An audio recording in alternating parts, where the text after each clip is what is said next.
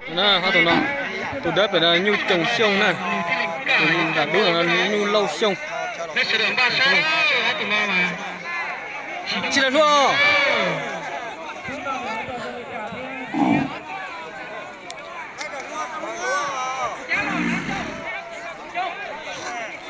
các tụi nó mà không để dùng cái ý giả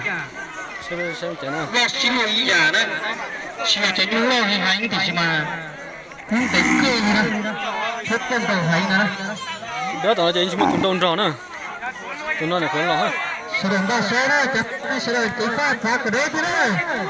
sao nhớ gì vậy đó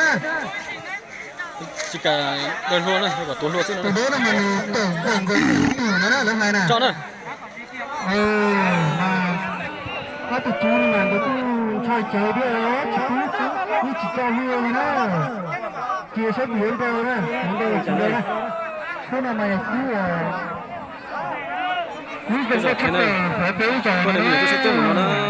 ba tỏ say nữa cái gì đó sẽ dùng cả đây đúng không có cá là chút tầm đó này giờ đó sẽ là giờ ban giờ đó ở tụi nó mà tháo ra mà làm cái dạng rồi nó dùng gì đi nữa thì khi mà hôm nay cái này chơi mình này chơi muốn nhìn trai thế này nhưng nó chỉ có xét bàn cái tên này trà sẽ được xin đầu nó này ở tụi nó mà nó chỉ cắt tỏ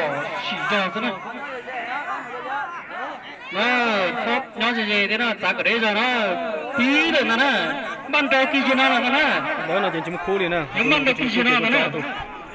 là bây giờ như chỉ tú này tụi này chỉ dùng gì cái đó đó như trồng sông là tụi chỉ được cố nè tụi đu tụi này như lau sông là tụi chỉ có tụi cố nè nó kề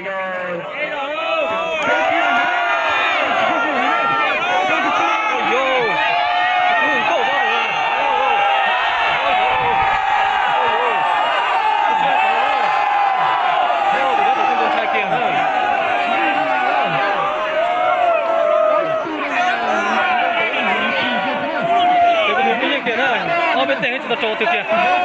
là cái gì kia, tôi xem vào nào, tôi đây, xem vào,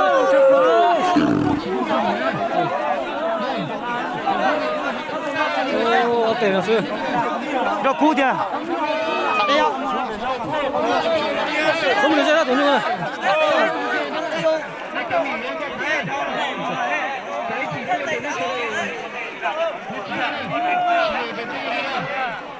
Trộn một rồi.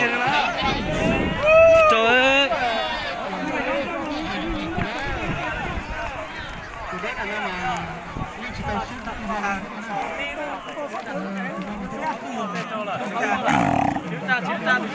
Chị cho á chị ơi. Của hả? Thế nào nè. Cứ chụp bây giờ xe nó xứ. Mà họ đó cho được phút luôn nè.